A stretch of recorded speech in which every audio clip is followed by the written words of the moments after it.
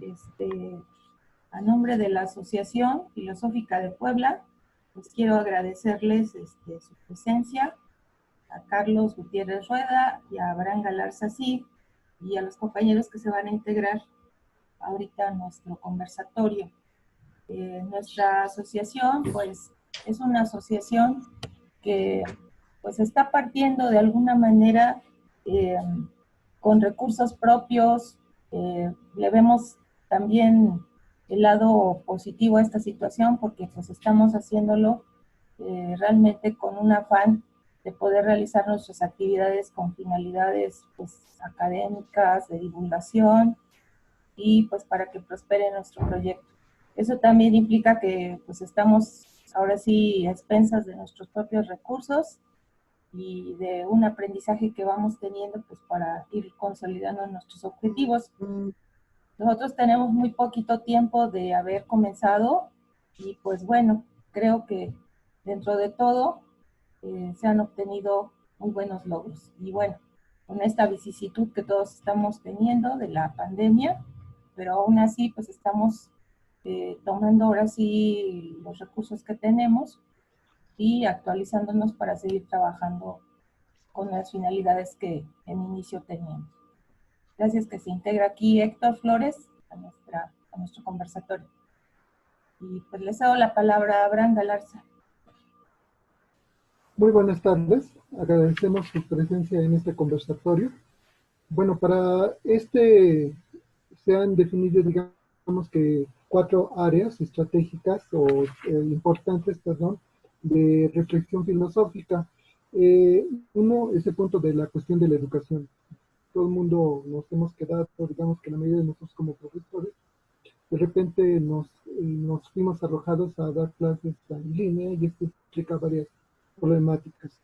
Otro punto importante es que hay varias cuestiones, digamos que de tipo epistémico, pues con esta pandemia, con esta cuarentena se han dado una serie de rumores que nosotros también vamos a hacer una reflexión sobre eso. El tercer punto es la vida cotidiana y el sentido de vida. Se interrumpe la vida cotidiana, digamos que hay una especie de amenaza de muerte latente para todo el mundo posible, y sobre ese punto también vamos a reflexionar.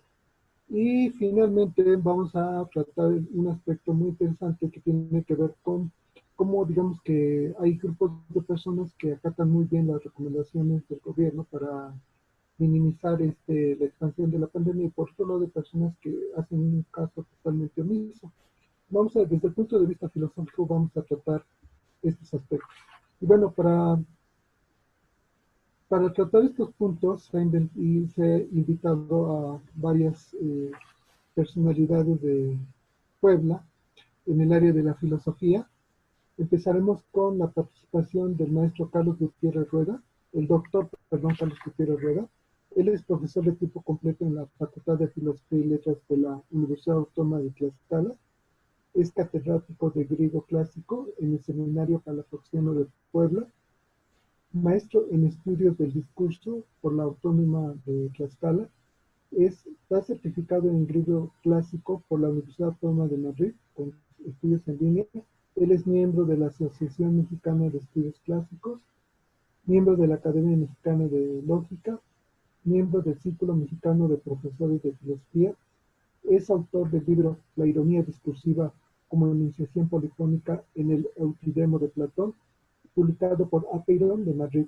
Y es también autor de diversos artículos en revistas especializadas publicadas en Polonia, en Estados Unidos y México, y de diversos artículos de divulgación de la filosofía aquí en México. La primera pregunta que voy a hacer es va a ser para todos, y va a empezar el doctor Carlos. La pregunta es la siguiente: como docente o como estudiante, ¿cuál fue el impacto de hacer cosas a distancia? ¿Estabas preparado? ¿Las autoridades estaban preparadas? Si la respuesta es negativa, ¿por qué nadie vislumbró esta situación? ¿Qué es lo que deberíamos hacer? ¿Cuál es el fin de la educación antes y después de la pandemia? Te cedo la palabra, Carlos. Buenas tardes a todos. Buenas tardes a mis compañeros de la asociación. Y a propósito de la pregunta que plantea Abraham, Eh, lo primero que quiero decir es que esta nueva situación a la que nos enfrentamos efectivamente nos propone y nos obliga a vivir situaciones sociales completamente nuevas, a las que la educación no es ajena. Yo creo que si hay algo que está claro para todos aquí en México, en un país con nuestras características demográficas, económicas, sociales, es que en realidad no estábamos preparados para enfrentar este tipo de eventualidades. Ni los docentes, ni las autoridades, pero tampoco los discípulos y mucho menos las familias.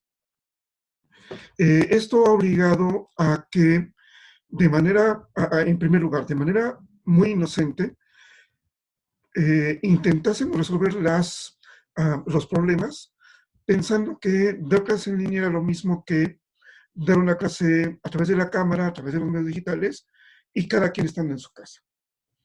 Digo que fue una solución inocente porque los investigadores en educación nos insisten en que dar clase a distancia no es eso. En medio de este contexto social, creo que todos tenemos que plantearnos nuevas formas de pensar la educación, nuevas formas de entender el proceso de enseñanza-aprendizaje y plantearnos si, como sociedad, queremos encaminar nuestros esfuerzos educativos hacia este espacio tecnológico. A nivel educativo, hemos visto que hay educadores que están de acuerdo en que sea así, pero habemos personas que también estamos convencidos de que, si bien es cierto, es una ayuda y tiene sus ventajas innegables, también lo es que no podemos pensar toda la educación en términos tecnológicos. Eh, Allá en la Autónoma de Tlaxcala me tocó hacer un muy pequeño estudio acerca de cómo recibir la educación a distancia con los estudiantes y con los profesores. Y la sorpresa con la que me encontré es que generacionalmente hay una diferencia. Los profesores preferiríamos trabajar todavía por lo menos en un sistema híbrido, a distancia sí, pero también presencial, teniendo contacto humano cara a cara con los alumnos, y los jóvenes que prefieren únicamente a distancia. Eh, no pretendo dar soluciones, pero sí quisiera señalar estas dificultades en las que tenemos que pensar todos y no dar un paso en automático. Eh, Porque lo dice la CEP o quien fuera, aunque prácticamente sea más fácil, está bien, es más fácil, pero también vale la pena no dar ese paso automático sin reflexionar. Creo que vale la pena que entre todos, esto también es importante, pensemos cómo va a ser la educación de aquí en adelante, guardando nuestra salud y al mismo tiempo sin negar las ventajas y los beneficios que ofrece la educación a distancia. Esa sería mi primera opinión, Abraham, y es lo que quisiera dejar en la mesa para este conversatorio. Muchísimas gracias, Carlos. A continuación le vamos a ceder la palabra a la maestra Carla Pérez Rodríguez. Ella es licenciada en Filosofía por la Universidad Autónoma de Puebla. Ha cursado varios diplomados, también varios cursos de actualización. Ha sido ponente en congresos nacionales e internacionales. Cursó el programa de la maestría y también el doctorado en Filosofía de la Universidad Nacional Autónoma de México, con especialización en ética y metafísica, y es docente de la Universidad Autónoma de Puebla. Le cedo la palabra, maestra Carla. Gracias, Abraham. Pues coincido con Carlos en muchas de estas cuestiones que está tocando. No estábamos preparados. Una parte, bueno, porque pues la vida cotidiana, ¿verdad?, nos lleva a esas formas donde pues todavía valoramos la actividad presencial de la docencia. Y si utilizábamos estos recursos digitales, pues solamente era para ser complementarios, pero en realidad todavía estábamos actuando de esta manera. La cuestión es que siempre, por ejemplo, dentro del modelo por competencias, que se empezó a implementar desde el 2008, pues se hizo mucho énfasis en este uso de TICs y de tecnologías de la información, como si fuera pues el rumbo que inevitablemente la educación iba a tomar, y además pues todo su lado benevolente, ¿no? Yo creo que todavía lo que fue antes todavía nos permitió que pudiéramos seguir teniendo esta interacción educativa en persona, que yo creo que tiene muchísimas más bondades que lo que va a ser el aspecto digital, que ya se está consolidando a partir pues, de estas necesidades, ¿no? Que si bien es una necesidad real, pero pues creo que sí se está pues poniendo como en un altar, digamos, como si fuera realmente el medio más adecuado para hacerlo y no una situación pues que pudiera ser complementaria o de emergencia para las situaciones que estamos viviendo.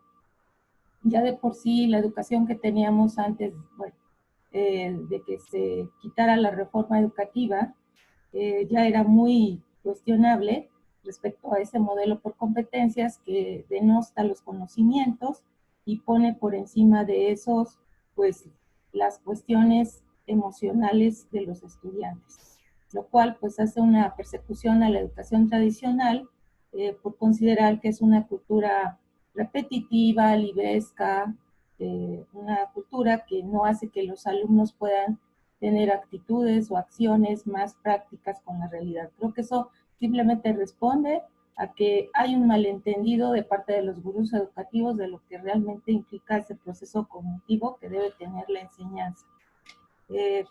Yo creo que ahorita con la situación que vamos a vivir, se va a terminar por consolidar esta educación que pues no tiene así como la consideración hacia cierta formación un poco más rigurosa, más disciplinar, que tiene que ver más con una cuestión realmente de lectura, y creo que pues las plataformas sí nos sirven, ¿verdad? Como en este momento nos están sirviendo, pero sí nos van a quitar mucho de esa parte que nosotros podemos realizar, presencia a los alumnos y estos con nosotros, ¿no? Entonces yo creo que, por ejemplo, como decía Humberto Eco, el Internet es una biblioteca desordenada, ¿no? A veces, por ejemplo, ahorita que se dijo que los estudiantes pues tenían muchas cualidades para poder estudiar porque son nativos digitales, pues nos damos cuenta de que no es así, porque se utiliza la tecnología, pero básicamente para el entretenimiento. Y ahorita pues les ha faltado esa parte de ser un poquito más proactivos y retomar todos los recursos maravillosos que tienen ahí, porque no lo dudamos, nosotros que somos de otras generaciones hubiéramos querido gozar de todo eso, y sin embargo creo que a los estudiantes les falta esa parte, ¿no? Que siempre será necesariamente formativa y que creo que mucho hacen los maestros en una relación presencial, pedagógica. Eso es lo que comento de este punto. Muchísimas gracias, nuestra Carla. Estamos, compañeros, bienvenidos. Carlos, perdón. Sí, quería complementar lo que comenta Carla, la maestra Carla, con la idea del alfabetismo digital o el analfabetismo digital, en el sentido de que más o menos todos nuestros jóvenes manejan la computadora.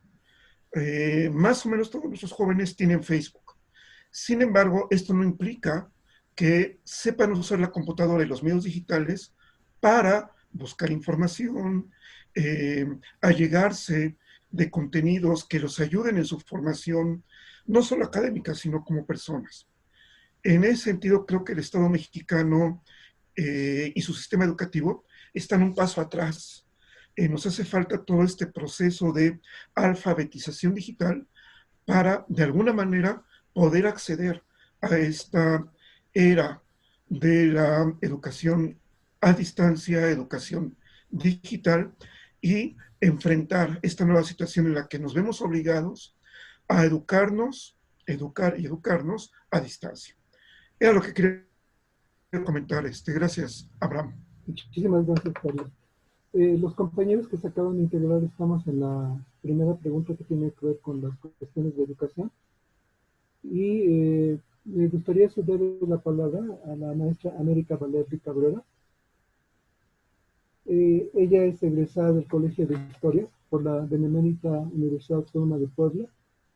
Ha participado en diversidad de conferencias, la mayoría de ellas en la línea de investigación de cuestiones de género.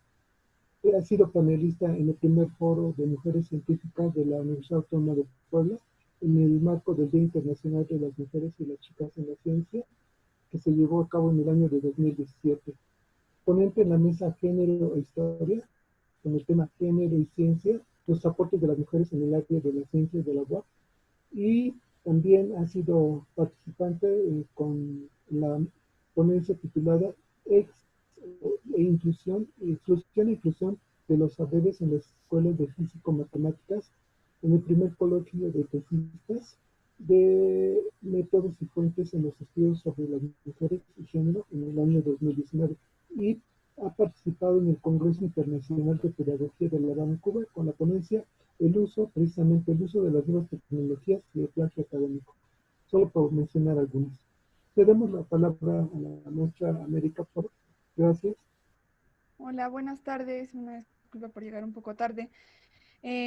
Pues evidentemente creo que esto nos ha pasado a afectar a todos, seamos de la edad que seamos, unos más jóvenes, unos más con mayor edad, hombres y mujeres, nos ha pasado a afectar por igual en el sentido, por ejemplo, laboral. Ahorita incluso con los nuevos términos, ¿no? Del home office. Eh, y aparte todas las actividades que se incluyen, que sabemos lo que es el cuidado de los que ya son padres, o bien la limpieza del hogar, etcétera. Todas esas actividades se han incrementado en una sola persona, la que sea que lleve el hogar. En ese sentido, por ejemplo, en la primera pregunta que si estabas preparada, pues como docente y como estudiante no, la verdad no. Creo que desde mi punto de vista, a pesar de que estamos en el siglo XXI, que lo llaman la era tecnológica, no lo estaba, no lo estaba porque desgraciadamente la universidad nos prepara mucho para, no te prepara para otras, ¿no? Que son obviamente de la vida, de cómo enfrentar los problemas como este que es el que nos aqueja. A pesar de que todos ya contamos con un móvil, sea de última generación o uno más atrasado, me atrevo a decir que todos por lo menos tienen uno, no contamos con esa herramienta, el concepto se podría decir, no contamos con esa autocontrol para saber qué podemos buscar que nos ayude a nosotros como estudiantes y como docentes, para saber cómo vamos a llegar a los alumnos que, por ejemplo, en mi caso, yo tengo 26 años y cómo les voy a explicar a los de mi misma edad o un poco a los de prepa, cómo pueden utilizar esa misma herramienta para algo beneficioso para ellos, porque incluso yo en momentos de ocio lo hago. Es una época en la que también te ponen contrapartes, porque dices, por un lado, tu deber como docente es decirle al estudiante que utilice la herramienta que está al alcance de su mano, que puede aprender otros idiomas, que puede reforzar en los temas en los que va mal, que de plano no da una por X o Z razón, pero todo lo tiene ahí. Y por otra, tú como docente también hay momentos en los que dices, pues es que te aburres o el pensamiento, te llegan otros pensamientos y ya ese momento de ocio lo ocupas en diversión y ya te pasaron 1, 2 o 3 horas. ¿Cómo organizarte, no? En ese sentido creo que hay un desbalance total, y lo digo obviamente desde mi persona, en cómo organizar los tiempos. A veces me pasa que ya no sabemos ni en qué fecha estoy, y solo porque las actividades que tengo que hacer digo, ok, me voy guiando. Pero en sí hay un momento en el que, bueno, leo a la hora que, pues sí, a la hora que sea, y cuando antes tenía ya una agenda, un plan, porque salía de este lugar y me pasaba al otro, entonces tenía como que de cierta manera todo muy controlado y bien organizado. Y en ese sentido creo que falta más el ser autodidacta. que si antes del COVID no lo hacías, ahorita es un tema en el cual sí va a costar muchísimo más trabajo. Muchísimas gracias. Muchísimas gracias, América. Le voy a dar la palabra a Héctor Flores y le voy a pedir un favor que se presente brevemente. Perdón, no cuento en este momento con sus datos. Por favor, Héctor. Tu micrófono. Okay. Buenas tardes. Agradezco a la maestra Carla por haber gestionado este espacio que ya nos hacía falta como asociación. También a Abraham, nuestro moderador, y a todos nuestros compañeros que están participando. Bueno, yo soy Héctor Flores, soy alumno del 10º cuatrimestre de la licenciatura en Filosofía y Letras de la UAP. Pues he participado en diversos coloquios, he sido también organizador de encuentros de estudiantes, he participado en la CONEFI y en las jornadas filosóficas Leibniz, y bueno, ese soy yo básicamente, en lo que concierne a lo académico. Y bueno, para empezar con las preguntas, bueno, pues sí, definitivamente nadie estaba preparado para esta situación. Estábamos anclados a una rutina. Las empresas mismas, ¿no? Los gobiernos mismos, veíamos como que siempre íbamos a estar viajando los que podían, que siempre íbamos a estar yendo a la escuela cuando podíamos, en el momento que queríamos, y platicando con los amigos, pero de repente el virus se nos aparece como un acontecimiento, ¿no? Como algo excepcional que viene a romper, pues, aquello a lo que estábamos acostumbrados. Yo, por mi parte, parte de ser estudiante, un mes o mes y medio antes de que se diera este acontecimiento en México, pues ingresé como profesor, ¿no? Y bueno, me toca vivir las dos caras de la moneda en la educación. Como estudiante, digamos que fue un cuatrimestre para mí sencillo, porque mmm, cada profesor tiene su forma de acercarse a los alumnos, ¿no? Entonces, hay profesores que se preocupan y están al pendiente, y hay profesores que se lavan un poco las manos, y bueno, me tocó la parte de un profesor que, pues, hizo el trabajo sencillo, fácil, y bueno, en ese sentido no tuve complicaciones. Donde sí noté un poco la carga fue ya como docente. ¿Por qué? Porque, bueno, cuando uno trabaja en una escuela, pues tiene determinados horarios para atender a los chicos, también determinados tiempos para dar asesorías y para responder preguntas ahí mismo, ¿no? Pero de repente el virus pues modifica toda esta situación, y ya como docente pues uno tiene que extender su horario, ¿no? O sea, ya no solamente te acotas a determinadas horas laborales, sino que ahora tienes que revisar tareas, responder dudas, a veces hasta muy tarde, ¿no? Ya 2 de la mañana, con algunos alumnos, y bueno, es una jornada más larga, y es algo que no se reconoce, no lo reconocen las autoridades, que el docente pone muchísimo más de su parte que en otras ocasiones, ¿no? Eh, bueno, respecto a la educación y nuestra migración a las plataformas digitales, eh, el caso de México es, bueno, no digo que el de otros países no lo sea, pero en el caso de México es muy complejo porque, como ya lo señalaba el profesor Carlos, pues es un México de desigualdades, de matices, y bueno, la zona en la que yo trabajo, pues no todos los alumnos tienen acceso a computadoras, no todos tienen internet, y la mayoría de los habitantes de esta zona se dedican al comercio informal.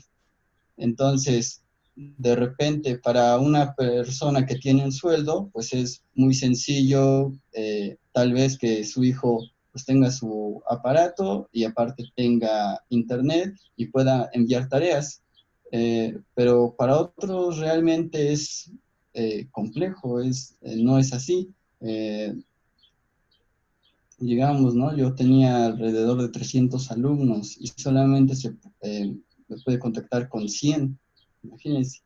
Entonces, pues sí es una merma y lo que te decía, ¿no? Pues es que mi mamá no tiene para la recarga, por ejemplo, ¿no? Porque a veces era desde el celular.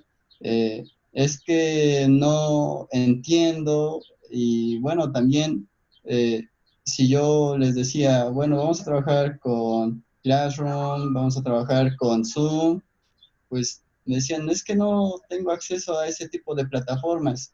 Y aparte, como también ya se mencionó, hay un analfabetismo digital, ¿no? O sea, presuponemos que los jóvenes, por ser jóvenes, sabemos utilizar estas tecnologías y que el profesor, por ya estar más arriba que nosotros, pues no sabe encender el proyector, ¿no? Pero la verdad es totalmente diferente. Eh, pues aquí habemos de todos, ¿no?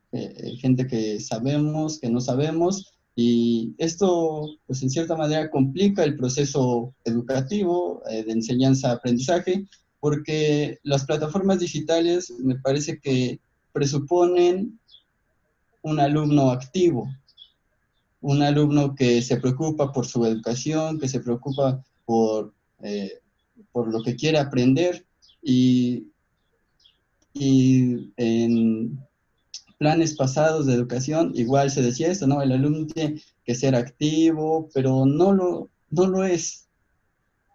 Ese es el punto, que el alumno por sí mismo, al menos la mayoría, estoy seguro, no le interesa, no le interesa el conocimiento, por así decirlo. Eh, entonces, sí, yo creo que no estamos preparados, no estamos preparados en México. ¿Por qué? Porque la mayoría no tiene acceso a estos medios, a Internet. La mayoría se dedica al comercio informal, entonces no tiene aseguradas condiciones laborales, condiciones de vida que les permitan no preocuparse por el qué van a comer, por ejemplo, y los alumnos no son activos. Entonces, sí, la situación que nos toca es muy compleja. ¿Cómo va a ser la educación antes y después de la pandemia? Bueno, pues antes ya lo veíamos, tenemos alumnos de todo tipo, alumnos que les interesa su educación y aquellos alumnos que les interesa su educación son los que se acercan aún trabajando en plataformas digitales. Son los primeros que nos contactan, pero también hay otro tipo de alumnos que no lo hacen. Entonces, antes y después de la pandemia, pues no lo hacían. A mí me tocó un caso de un chico que ya una semana antes de que entregara calificaciones, se me acerca preocupado y me dice, es que no he tenido tiempo, puedo hacer las actividades, le digo, bueno, sí, puedes hacerlas. Y ya, eso fue una semana antes, y un día antes que iba a entregar yo calificaciones, me llama y me dice, ¿y si no le entrego las actividades, cuánto me va a poner? Ahorita cuánto me pone. Entonces, pues tampoco está esa situación eh, del alumno responsable, ¿verdad? Entonces, pues va a ser muy complejo para los docentes, ¿no? Porque a nosotros nos interesa no solamente ganar nuestro sueldo, yo creo que la mayoría de los que nos dedicamos a la docencia es porque presuponemos y estamos seguros y creemos en que la educación puede transformar las mentes, puede ayudar a los individuos pues a no ser engañados, si se quiere, o simplemente a darles claridad respecto a determinadas situaciones, pero sí nos va a tocar muy difícil porque no todos tienen esta apertura e inventiva y capacidad para acercarse, ¿no? O sea, nosotros vamos a estar ahí como que pescando a los alumnos, pero nada más. Bueno, esa sería mi intervención por el momento. Muchísimas gracias, Héctor. Miguel, buenas tardes. Disculpa, también te voy a pedir que muy brevemente te presentes, por favor. Tampoco cuento con tus datos. Yo creo que esto que nos vino a acontecer, pues nos agarró a todos desprevenidos, ¿no? Por un lado. Y por otro lado, creo que vino a manifestar, a ser evidente, pues todo lo malo. Lo bueno ahí ha estado siempre, ¿no? Que somos un pueblo de unión, de amigos, de familia, etcétera, que somos solidarios en la medida de lo posible. Pero ahora se vino a evidenciar toda la desigualdad que existía en todos los niveles, en el económico, el político, social, el educativo.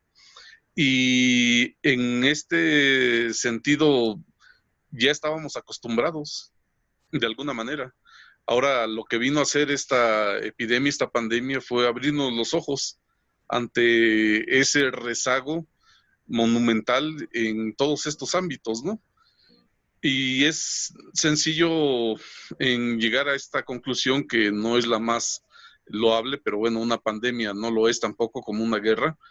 Es sencillo llegar a esta perspectiva cuando vemos el discurso oficial, cuando se nos dice pones en riesgo a todos, y ese todos resulta que es muy ambiguo, porque cuando estamos en peligro todos por una enfermedad, resulta que por la desigualdad social, por el rezago económico, educativo, pues ese todos no aparecía, no estaba presente, no había una alerta que nos dijera lo que ya han señalado. Héctor lo ha dicho de manera impecable. Ese todos no abarcaba la solvencia económica ni siquiera para los estudios básicos, ¿no?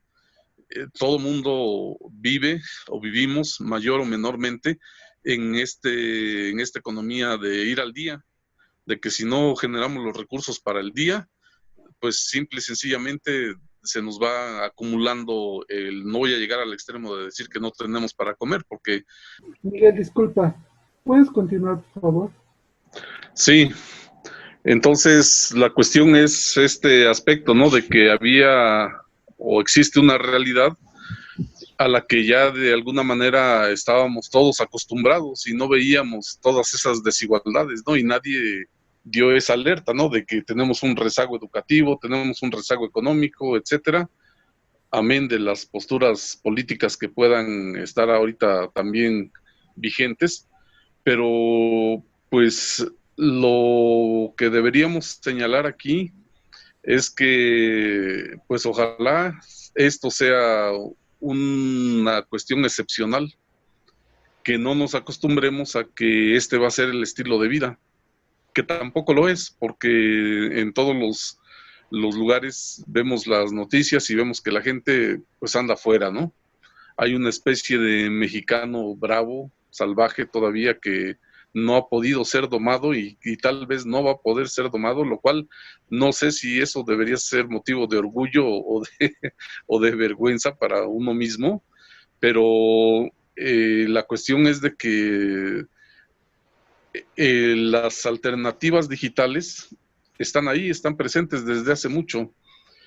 América nos dice que tiene 26 años y estas alternativas digitales existen desde hace 13 años, esta que estamos utilizando. Entonces quiere decir que cuando ella tenía 13 años, la educación ya podría haber sido así. Entonces, pero la cuestión es de que nosotros en nuestra formación optamos por el sistema presencial y que este tránsito a utilizar los medios y los recursos digitales, pues no fue consensuado. A nadie se nos dijo, ¿saben qué? Se van a preparar, van a tomar un curso, van a tener las herramientas adecuadas, van a tener el equipo, van a tener el internet, todo lo que señaló ya Héctor. No fue así. De repente se van a sus casas y si no hubiésemos tenido estas herramientas, tal vez la opción hubiera sido, no sé, por correo, ¿no? Si nos hubiera agarrado esto en los años 70. Pero lo importante yo creo es que no nos acostumbremos nosotros a que este criterio, es otro punto también importante, que este criterio que es el criterio sanitario, o sea, de la salud, sea el que sea privilegiado por todos los demás criterios, o sea, por encima de la economía, por encima de la educación y por encima de todo. Es claro que sí hay un riesgo que compete o puede competir a toda la población, pero hay muchas aristas que tiene todo esto. Si nosotros haciendo un experimento mental hubiéramos dejado que durante el primer mes de la pandemia toda la población se hubiera infectado, esto ya se hubiera acabado. Claro, no estoy sugiriendo que debiera haber sido así. Nada más es un experimento mental. Dice, bueno, el 70% de la población se infectó, de ese 70 en un 100% se está viendo que hay aproximadamente un 15% de prevalencia del factor de mortalidad. Bueno, pues los muertitos ya se hubieran muerto y nosotros ya no estaríamos en esta situación. Es una perspectiva salvaje también, tal vez extrema, pero es simplemente eso, ¿no? Una cuestión de decir, bueno, ¿qué otras perspectivas tenemos? Ante el problema de la prevalencia que originalmente, o de la prevalencia de la mortalidad, que originalmente las autoridades habían dicho que era un 7%, era muy bajo, pero aquí en México se está viendo que tiene un 15% de mortalidad, de letalidad. Y ante todo el conflicto que vemos todos los días de que no hay medicinas, que los hospitales no se dan abasto, de que a los médicos los están bañando en cloro y a las enfermeras y que no los dejan llegar a sus casas, etcétera, pues ahora el mismo presidente, es una cuestión extraña, está apelando a la salud de la población. Y dices, bueno, o sea, es claro, ¿no? Es claro que también esa es otra de las cosas que ya nos habíamos acostumbrado a contemplar nosotros, que vivimos entre diabéticos, entre obesos, hipertensos, etcétera, etcétera. Y bueno, que son elementos que deberíamos efectivamente priorizar para que en el momento en el que tengamos un problema tan grave como un ataque de un germen, de un patógeno, pues nosotros podríamos decir, bueno, yo estoy sano y espero que si yo contraigo tal infección, tal enfermedad, pues lo de menos sea que me la lleve tranquilo, que pueda yo recuperarme pronto y no llegar al extremo de la muerte, como sucedió con el SIDA.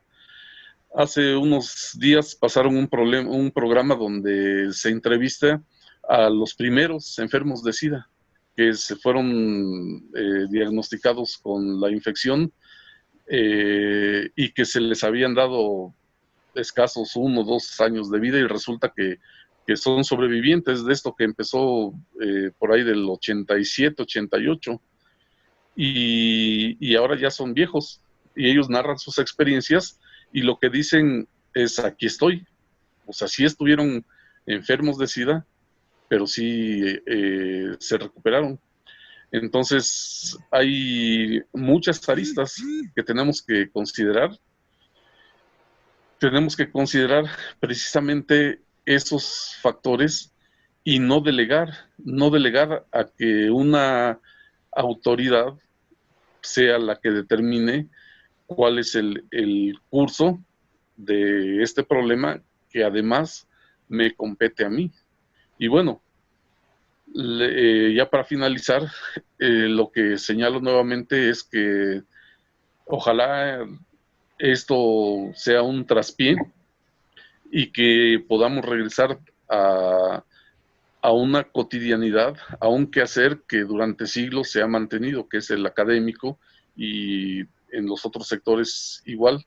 No podemos nosotros rendirnos y tirar la toalla, ¿no? Como se dice vulgarmente, y decir, bueno, es que ahora vamos a estar condenados a estar recluidos y mandar a pedir todo por los sistemas de entrega, ¿no? Entonces, deberemos nosotros darnos esas alternativas que nos permitan restablecer no solo la convivencia, sino esta actividad de socialización que son las normas que ya teníamos. Y si en algún momento nosotros podemos transitar a esa otra forma de vida, que sea consensuado y que no sea obviamente impuesto, ¿no? Y bueno, de momento es el comentario que tendría que emitir. Muchísimas gracias, Miguel. Bueno, la segunda cuestión, les voy a pedir perdón que nos vamos a tener a 5 minutos y les voy a marcar el tiempo cuando ya esté por finalizar con una señal, por favor. Hace un rato la mayoría no tomó los 5 minutos, fue un poco rápido, pero hoy sí nos vamos a quedar, por favor. La segunda es algo que llamé de cuestiones epistémicas. Creer, saber, conocer, episteme ortodoxa. Es decir, la cuarentena se caracteriza por ser un momento de rumores, apariencias, prejuicios, miedos, incertidumbres, así como de información de expertos con terminología complicada que pocos parecen comprender o que todo el mundo parece que tiene el derecho a criticar. La pregunta es, ¿podemos tener un juicio claro respecto a estas incertidumbres basados en nuestra formación filosófica? ¿Debemos tener un papel respecto a esta situación? Y si es así, ¿cuál sería? Y si no es así, ¿cuál es la razón? Comencemos por el mismo orden. Carlos, por favor.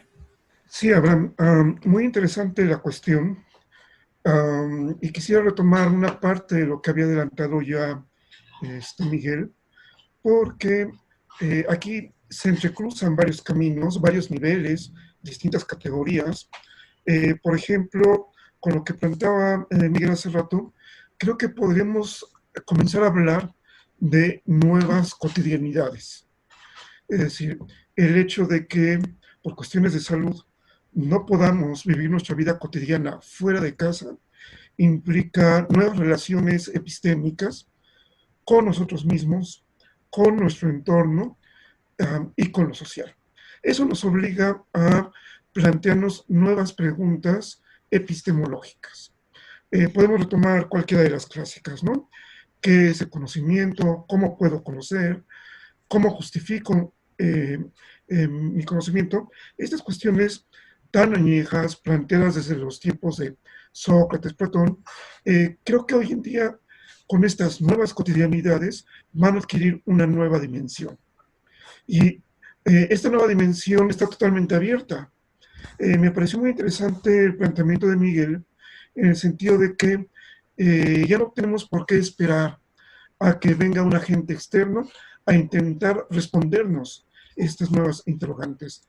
Vamos a tener que ser nosotros, desde esta nueva cotidianidad de nuestra casa, con estos nuevos medios de acceso a la información, los medios digitales, que tenemos que buscar nuevas respuestas. E insisto, estas respuestas están totalmente abiertas porque, como toda esta situación es nueva, nadie las había pensado. En ese sentido, creo que además de la cuestión crítica de que no estamos preparados, puntos en los que ya hablé en mi participación anterior, también creo que hay que estar muy pendientes de estas nuevas ventanas de oportunidades, de reflexión filosófica, pero también humanística, muy cercano a lo personal. nuevas cotidianidades de autoconocimiento, de autoapropiación a partir de toda esta nueva vivencia de lo cotidiano. Es lo que tenía que decir ahora. Muchísimas gracias, Carlos. Maestra Carla, por favor. Y pues me parece muy interesante lo que plantea Carlos. Indudablemente ahí el papel del filósofo pues es vital, ¿no? Se supone que está preparado, ¿no? Para ese ejercicio del pensamiento sobre los fenómenos, lo que acontece, que sería el que mejor pudiera dar respuestas. A veces no ocurrió así, ¿verdad? Bueno, de hecho en esta ocasión en algunos casos de ciertos filósofos de renombre no ocurrió así, como fue el caso de Agamben, que afirmó que pues esto no era del todo real, a lo mejor cuestiones políticas o de biopolítica, o Zizek, que también pues dio por finalizado el modelo capitalista. Ahí es precisamente donde el papel del filósofo pues queda en entredicho, ¿no? Porque a lo mejor al tener esa fama de ser una autoridad precisamente que pueda explicar lo que está pasando, pues a veces se toma como si fuera una doctrina o si fuera una religión, ¿no? En esta parte, no es que al filósofo se le exija, ¿no? Demasiado como si fuese un adivino, ¿verdad? Creo que esta no es la parte.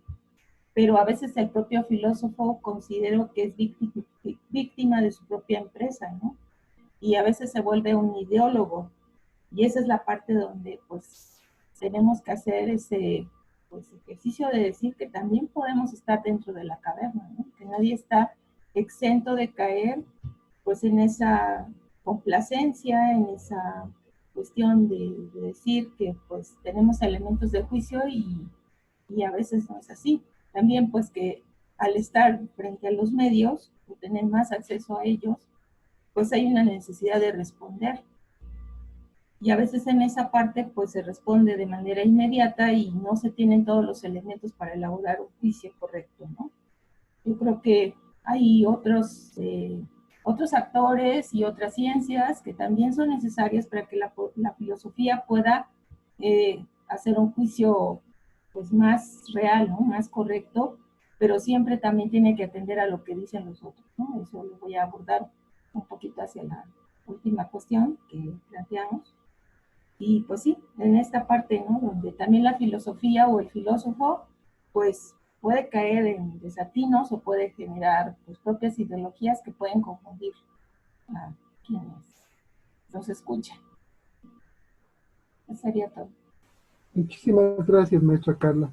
Le damos la palabra a la maestra América, por favor. Yo desde el campo de la historia lo veo como una necesidad de evidentemente actuar con lo que tenemos. Es decir, los que tenemos acceso al Internet, a estas plataformas como la de ahorita, pues si bien no estábamos preparados para este cambio, pues también es cierto que gracias a ello ahorita podemos tener este conversatorio y llegar a un punto en común que a todos nos une. Por otro lado, también coincidiendo con lo que decía la maestra Carla, de que sí, efectivamente todos nosotros tenemos un contexto, tenemos una cultura que de cierta manera nos define y por supuesto una ideología que también muchas de las veces esa también puede ser nuestra contraparte. Es decir, con todo este problema que estamos pasando, nos llegan muchas ideas y yo lo hablo por supuesto desde mi persona. Por un momento que pensar que claro es un problema de salud, pero también es un problema político y es un problema económico que sin duda alguna está afectando a nuestras familias, a todo nuestro entorno. Entonces, en ese sentido, yo, por ejemplo, como historiadora, como docente, como ayudante aquí, como hija en la casa, ¿cómo puedo yo, con todo lo que sé, aportar a que las cosas, de cierta manera, estén balanceadas, estén lo más equilibradas posible con toda esta información que nos llega, que al final del día, no sé si a ustedes les pasa, pero toda la información que vemos en cualquier medio, ya sea radio, televisión, internet, al final del día, pues me quedo con muchos datos, pero no sé si esa información es fidedigna, famosas horas entre comillas fake. Y tengo muchísimos datos, pero en sí, ¿cómo puedo discernir esa información para decirle, por ejemplo, a mi familia que no crea efectivamente todo lo que ve y escucha de los medios y que nada más va pasando de boca en boca? Yo creo que la filosofía en este caso, pues sí, es muy, muy necesaria para discernir efectivamente esos argumentos que nos dicen las autoridades, más bien de quién viene y cómo saberlo leer entre líneas. En ese sentido, por ejemplo, la filosofía tiene un papel hoy por hoy más grande porque tiene que hacer uso precisamente de estas tecnologías para abarcar con este tipo de conversatorios, con las clases, a todo el público y decirle que hoy por hoy tiene una necesidad muy imperante de que no podemos creernos todo a la primera, venga de quien venga. Y ahí es a lo mejor un poquito, no sé si radical decirlo así, pero hay que saber también, yo lo veo así, leer siempre entre líneas, sea de una autoridad, sea de un docente, académico, etcétera. Hay que ver siempre cuál es el propósito de la información que nos están brindando y nosotros también saber cómo actuar ante eso.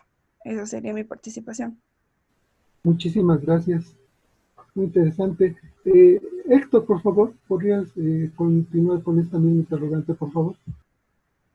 Pues realmente sí, creo que es una cuestión compleja y bueno, yo básicamente mi opinión respecto al filósofo la anticipé en el flyer que pusimos eh, eh, para promover el evento y un poco la situación que le toca al filósofo en esta pandemia es el esclavo de la caverna. Pues hoy en día pues, toda la gente tiene acceso a la información, ¿no? Ahí está cantidades avasallantes de noticias, algunas sí muy, muy fake, pero pues otras muy polémicas, por cierto, y pues sí, como lo señalaba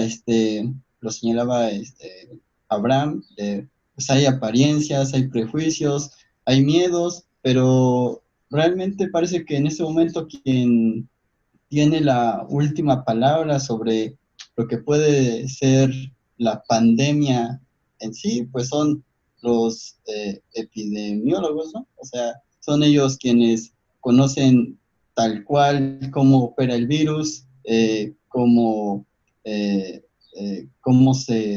es probable que actúe en los próximos meses. Y un poco lo que nos queda a nosotros es simplemente a veces leer esa información y ver qué sucede. Realmente, hoy en día, como están separadas las ciencias,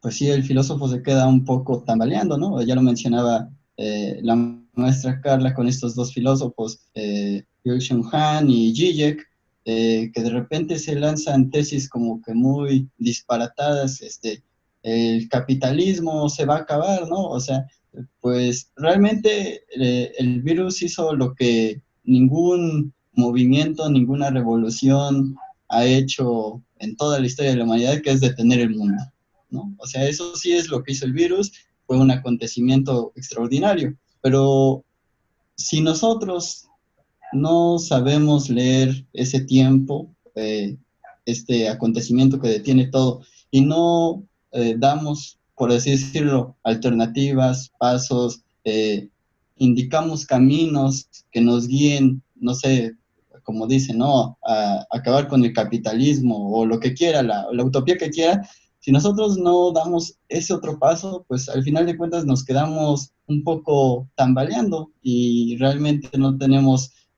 un juicio certero.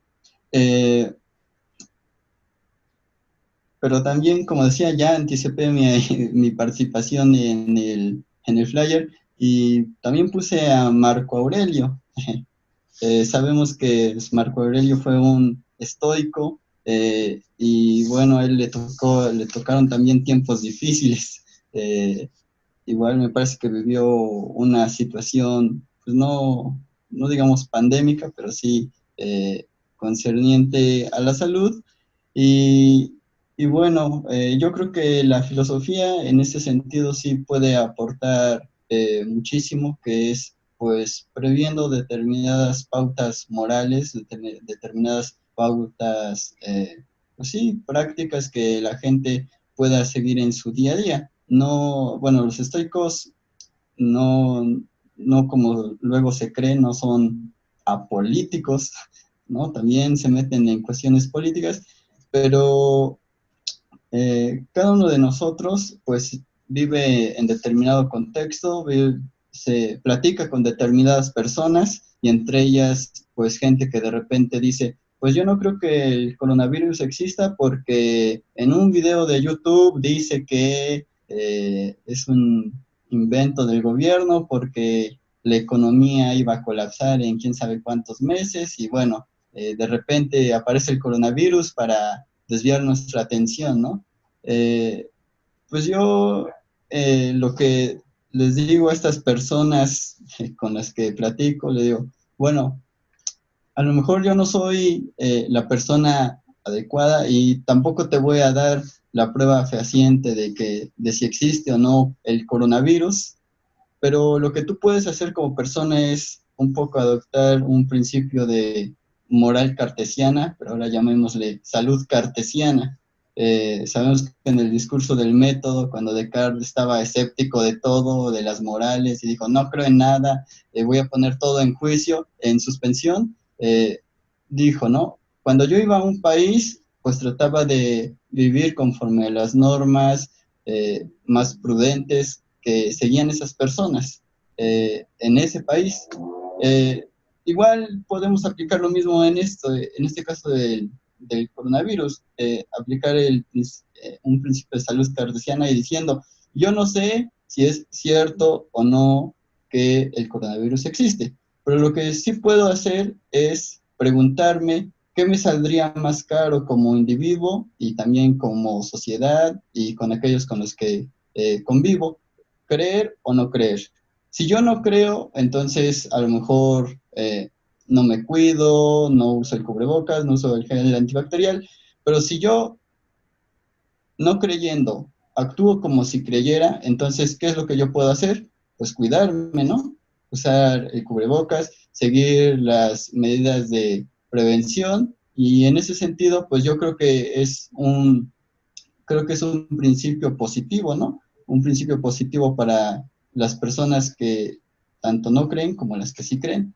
Porque si yo de repente digo, pues no existe y no me cuido y no adopto ningún principio moral también, porque tiene que ver con nuestra relación con los otros, pues al final sale un poco aquí el experimento de Miguel, ¿no? Pues ya todos nos infectamos y ya que sálvese quien pueda, ¿no? Pero yo creo que es una forma muy irresponsable de ver la situación, ¿no? Yo creo que si no se hacen ese tipo de prácticas como la que dice Miguel, es precisamente porque valoramos en parte la vida humana, valoramos a las personas, valoramos aquellos con los que estamos y incluso cuando se hacen pruebas espaciales, bueno, se envían mensajes al universo por medio de ondas con lo más sagrado de nuestra cultura, es porque valoramos lo que somos y de repente exponernos a todos a un virus y que nos mate a todos, bueno, yo creo que eso sí ya es perder la fe en la humanidad, ¿no? No, yo creo que en ese sentido la filosofía nos puede ayudar proviendo este tipo de máximas, viendo también de qué manera podemos integrar, por ejemplo, a filósofos estoicos como Marco Aurelio. Bueno, yo lo digo desde mi formación, ¿no? Bueno, la mayoría de aquí hemos estudiado filosofía y a veces yo cuando sí siento la angustia del virus, pues me pongo a leer un poco a estos filósofos estoicos y creo que funciona. y en algún momento me parece que es senadora ahora, que es Tatiana Cloutier, compartió ahí en su página de Facebook principios estoicos, ¿no? Y decía que le parecía muy interesante la manera en que estos filósofos podrían hacer frente a la pandemia. Y yo creo que esto es algo muy positivo, ¿no? O sea, ver que también, que desde la ética tenemos mucho que hacer como personas. Y la ética no solamente entendida como reflexión sobre la moral, no, sino la ética como ethos, ¿no? Como lo vivido. Bueno, esa sería mi opinión. Muchísimas gracias. Siento muy feo esto de estar marcando el tiempo porque estaba muy inspirado y muy inspirador. Miguel, por favor, continúa. Perdón, que no te veía aquí Sí. en mis cuadritos. Sí, perdón. Miguel, por favor. Sí, ya entró el teléfono, no conectaba el micrófono, perdón. Sí, pues buenas noticias. Ya saben que yo señalé esta arista del problema que tiene. Antes hablaba yo de dos caras de una moneda, pero pues he entendido que la realidad no es binaria y que más bien tiene muchísimas aristas, ¿no? Entonces, una buena noticia, volviendo a todas las aristas con que nos hemos topado. Algún amigo envió una vez un meme, que saben que nos tenemos que acostumbrar a este uso también, que no nos imaginábamos hace 20, 30 años, pero ahora está presente, en el que dice, están los personajes, los compañeros de Bart Simpson hablando, y dicen, que hable Gatell, que hable Gatell. Entonces habla Gatell y dice, el pico de la pandemia será la próxima semana.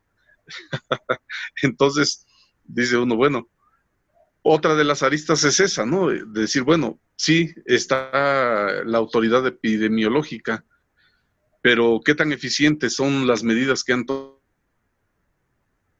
tomado, ¿no? ¿Qué tan válidos son los recursos y qué tan válida es la actitud? Por ejemplo, de decir, yo no uso cubrebocas. Toda la población tiene que utilizarla, pero yo no la uso. Dice uno que se empieza uno ahí a cuestionar, como dice América, ¿no? Dice, bueno, ¿de qué se trata? ¿Es una información fiable? ¿Me tengo que confiar yo de todo lo que viene incluyendo de la autoridad? Él sugiere que no sirve para nada, mientras que toda la población, hasta mataron a 2, 3 personas por no utilizar el cubrebocas, pero la autoridad sanitaria dice, yo no lo uso. Entonces, bueno, eso lo dejo en suspenso, en impas.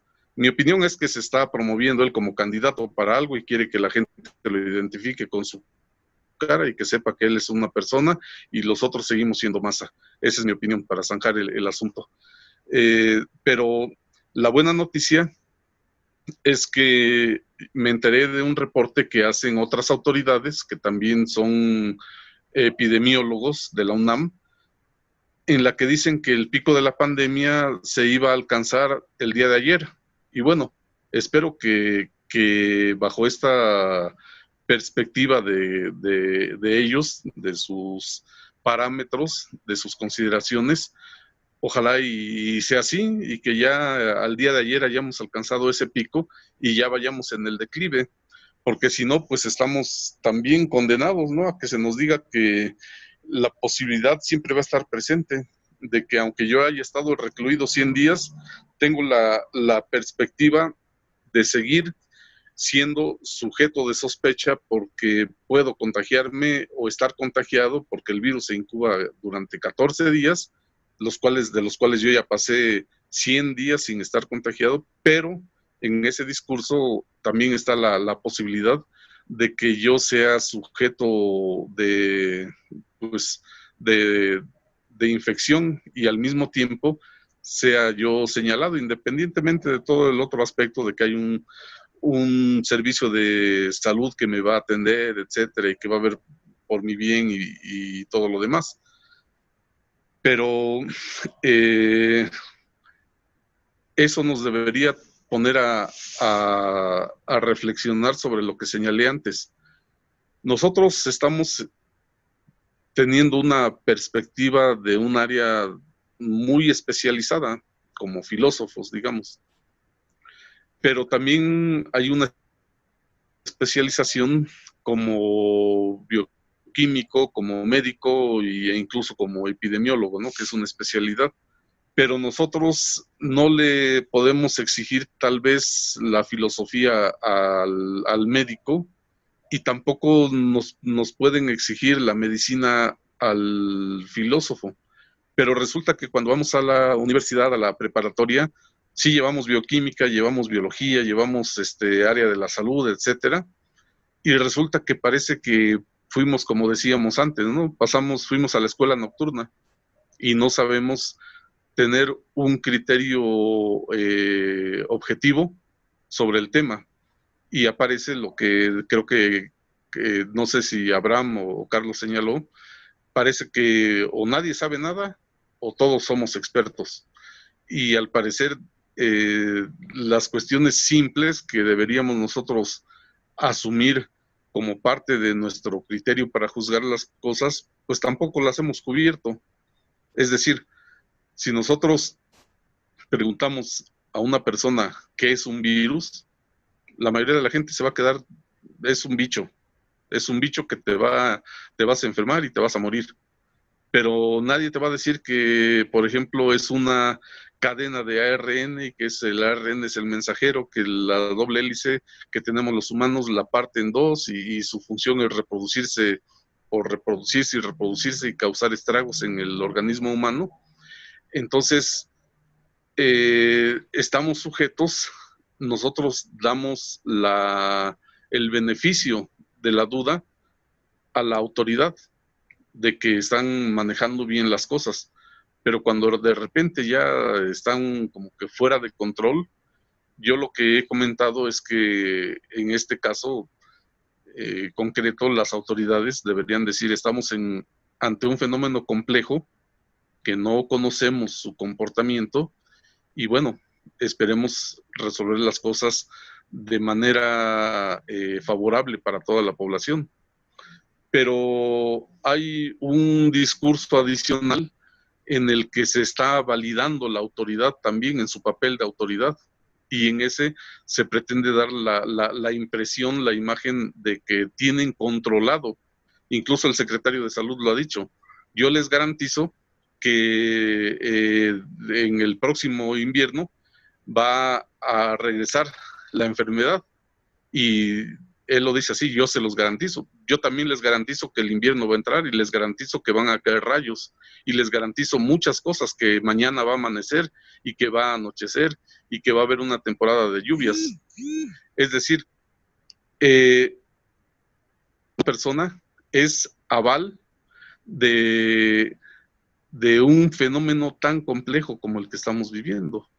Y bueno, ya para cerrar mi intervención, debo señalarles que debería la gente ver cómo se ha comportado la pandemia en Australia. Es interesante que hace algunos días, en lo que lleva más o menos México padeciendo la pandemia, en Australia ha habido 104 muertos por la forma en la que han estado ellos atendiendo su problema. Entonces, esa pues es otra de las aristas en las que hemos fallado como individuos y como sociedad ante esa pretensión de universalidad en la que deberíamos también nosotros ser claros de las cosas que se supone que fuimos a la escuela a aprender, ¿no? La bioquímica, la cuestión biológica, la cuestión médica, y pues tener esos parámetros. Y bueno, si nosotros, los que estamos, como dice Héctor, preocupados y que tenemos el ánimo de conocer, la sed de conocimiento, pues si nosotros no hemos podido acreditar todo ese bagaje que nos debería haber conformado como seres realmente no solo críticos, sino integrales en esta episteme que alude Carlos, pues la población, el grueso de la población está pues buscando, ¿no? Buscando cómo sacar el día, ¿no? Entonces lo grave es eso, lo grave es esta polarización tan exagerada, tan extrema de un problema complejo y que cada quien va a enfrentar desde la perspectiva de la arista que está percibiendo. Entonces, pues esperemos que tengan razón los epidemiólogos de la UNAM y que esto ya, el pico de la pandemia se haya alcanzado el día de ayer y que ya vayamos de salida para poder pues salir de este confinamiento que nadie nos esperábamos. Yo sí me lo esperaba, pero no en estas circunstancias. Me lo esperaba en mi faceta de asceta, pero pues cuando lo quise hacer, me aparecieron circunstancias que me lo impidieron y ahora que no quiero ser asceta, apareció la, la presencia de este animalito. Pues esa es todo. Muchas gracias, Miguel. Vamos a abordar la tercera, que llamé vida cotidiana y sentido de vida. Vivimos dentro de ciclos, supuestos convencionales que forman un suelo firme sobre el cual pisamos con firmeza para significar nuestras vidas, nuestra vida y la de los nuestros. La pandemia lo ha puesto en crisis, el escenario se cae. La radical posibilidad de no estar más ahí, tanto para el millonario, el pobre, el doctor en filosofía o el analfabeto, a todos nos puede perturbar una enfermedad misteriosa, cruel y aleatoria. O simplemente vivimos un momento de resguardo, de paciencia ante el aburrimiento, de matar el tiempo. ¿Qué es la pandemia y la cuarentena para alguien con formación filosófica? Empezamos contigo, Carlos, por favor. Sí, gracias, Abraham.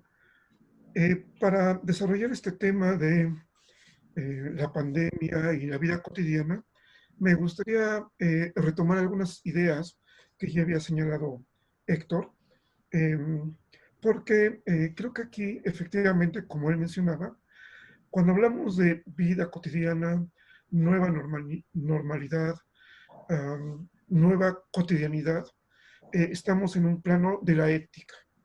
La ética, sobre todo entendida como aquella rama de la filosofía que pregunta cómo debo vivir, ¿no? ¿Cuál es la mejor manera en la que yo puedo conducir mi vida? Y creo que la medida en que estamos en una nueva cotidianidad, tenemos que enfrentar una nueva ética, en donde las viejas respuestas aparentemente poco nos ayudan. Héctor también señalaba ya algo interesante, y es que efectivamente nuestra generación no es la primera que enfrenta un nuevo reto que le implica una nueva cotidianidad. Distintas generaciones lo han tenido que hacer, lo han enfrentado y han sobrevivido. Además, tampoco somos los primeros filósofos que se ven obligados a pensar estas nuevas normalidades, estas nuevas cotidianidades. Como bien señalaban, una generación de filósofos poco estudiados, poco conocidos, pero que sí vale la pena en estos momentos retomar, es la parte del estoicismo.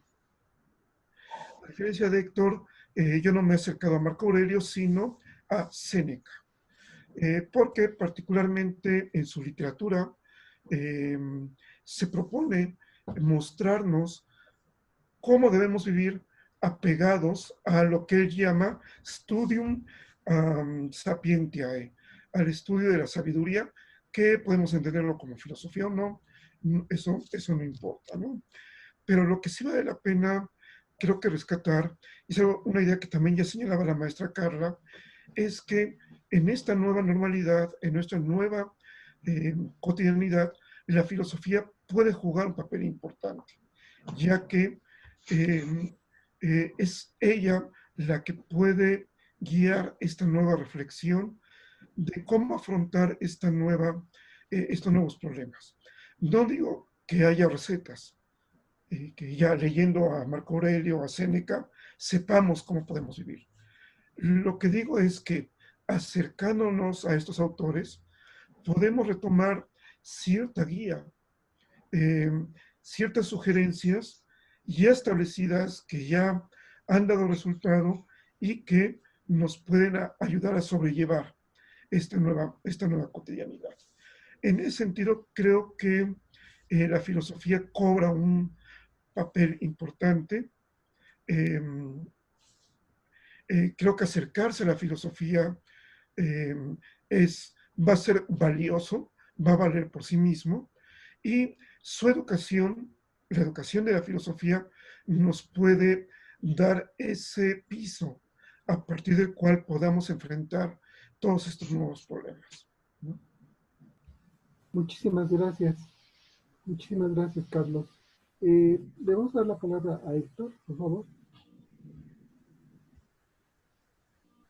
Héctor, Y si le damos la palabra a alguien más, sí, por favor. Carlos, por favor. A lo mejor fue por los turnos que como íbamos. Bueno, siguiendo lo que plantea Carlos, es indudable, ¿no? O sea, la cuestión de que pues la filosofía ahorita es cuando más se pone de relieve en estos casos, ¿no? Con esa capacidad de comprender, de adaptarse y pues como dicen, de esta necesidad de tener una moral que pueda ser más fácil, ¿no? La comprensión de todas estas normas que se están acatando. Sobre todo porque estamos viviendo el tedio, ¿no? Que, bueno, no para todos, ¿verdad? Es verdad, pero sí para los que podemos estar ahora sí guardando la cuarentena. En este caso, pues la filosofía yo diría que tiene experiencia en eso, ¿no? Porque mucho de ese trabajo contemplativo pues se realiza en ese aislamiento, en esa soledad, y a veces pues suele ser muy largo ese tiempo que se llama tedio, ¿no? Por eso dice, ¿no? Que el tedio tiene una moral y es esa parte, ¿no? Porque finalmente es ese vacío que tiene el tiempo y que se debe pues llenar principalmente con, como mencionaron ahorita los estoicos, pues se tiene que llenar con un humor, un ánimo que permita pues salir de todo esto, porque finalmente sí hay una inspiración para salir mejor y aprender algo de esta experiencia.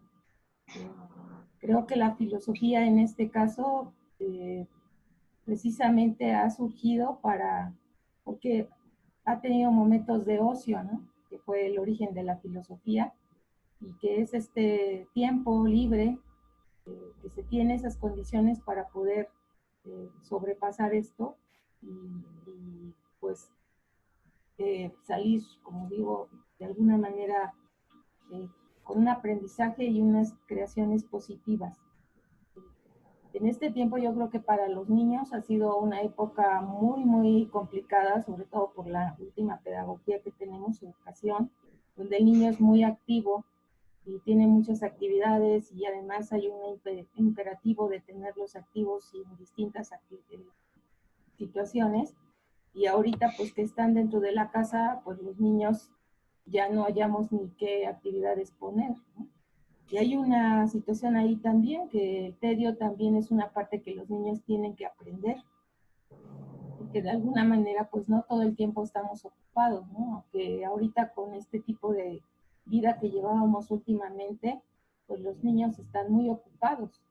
Sin embargo, pues si recordamos, bueno, yo al menos así lo recuerdo, había mucho tiempo que ni siquiera los adultos estaban pendientes totalmente de qué lo invertíamos, pero pues jugábamos, leíamos, hacíamos cosas para poder pasar ese tiempo, ¿no? A lo mejor ese tedio, en lugar de hacerlo a un lado, pues se puede profundizar como un aprendizaje y pues permitir la creatividad, en este caso de los niños, para que puedan ellos pues hacer algo con ese tiempo que no tenían en otro momento. Tal vez la única obstáculo que tengan ahí es que no los dejemos que se aburran y pues están siempre frente a los aparatos o la tecnología y eso pues no permita, ¿no? Que a lo mejor el tedio haga cosas buenas con ese tiempo que tienen ahora los niños, ¿no? Y también nosotros los adultos, que podemos dedicarnos a la lectura, a la escritura y bueno, hasta la conversación con la familia, ¿no? Y como pues mencionan los compañeros, creo que la filosofía ahí tiene mucha experiencia, quizás ahí es donde nosotros pudiéramos intervenir.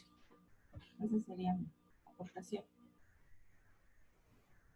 Muchísimas gracias, Carla. América, por favor.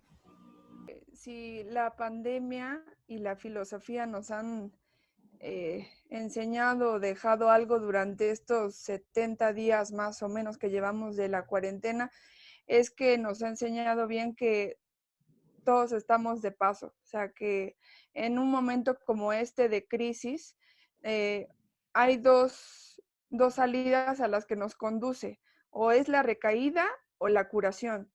Y efectivamente el papel del filósofo que está en un constante pensar, reflexión, en una crítica, en un análisis, pues se va por la segunda. Yo lo veo de esta manera, ¿no? Hay una línea delgada, ¿no? Entre aprender a morir o aprender a vivir. Y en ese sentido creo que el filósofo tiene mucho que decir, mucho que reflexionar y mucho que aportar. Por otro lado, también pues algunos, como lo hemos visto en el caso de la política, pues lo ven, ¿no? Nuestras autoridades lo han visto como, pues desde una perspectiva gremial, ¿no? A su favor, que realmente nos dejan a veces en un sinsentido, en que no sabemos cómo podemos nosotros mismos darnos una respuesta fidedigna o bien a nuestras familias, explicarles como tal cómo vemos todo este panorama. Pero lo cierto es que a veces a los filósofos, por tenerles ese grado de conocimiento, les cargan todo ese peso, ¿no? Como si ellos tuvieran como tal que explicar todo este problema que, bueno, las mismas autoridades o los epidemiólogos, perdón, especialistas en este tema no lo pueden dar como tal. Lo que está en juego, pues, es nuestra forma de vivir, de reaprender después de esta crisis, desde nuestras áreas de estudio, de trabajo, cómo vamos a aportar más ante esta crisis. Y pues prácticamente yo veo que este tipo de conversatorios, por ejemplo, se tienen que realizar fuera de las facultades, que ya tienen un método, que ya tienen pues todo un programa preestablecido que muchas veces también limita a la reflexión profunda y que se tiene uno a veces que salir de lo establecido para poder plantear unas nuevas soluciones o nuevas formas de reaprender y de reorganizar también estos conceptos que nos han llegado y poder así tener un balance. Esa sería mi aportación. Muchísimas gracias, América. A continuación, Héctor, por favor.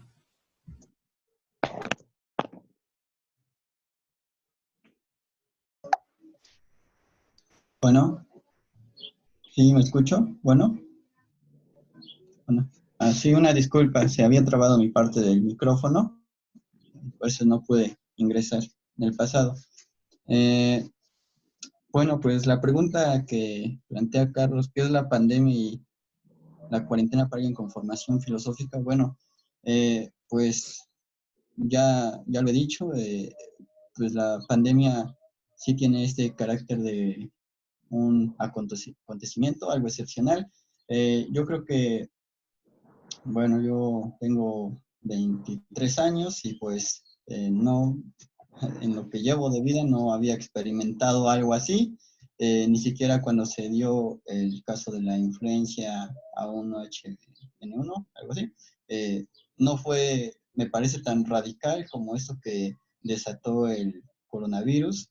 Sí es un tiempo histórico y tiene que pensarse también desde la filosofía. Hay filosofías del acontecimiento, ¿no? Está la de Badiou principalmente. Bueno, ¿y qué es la pandemia para alguien con formación filosófica?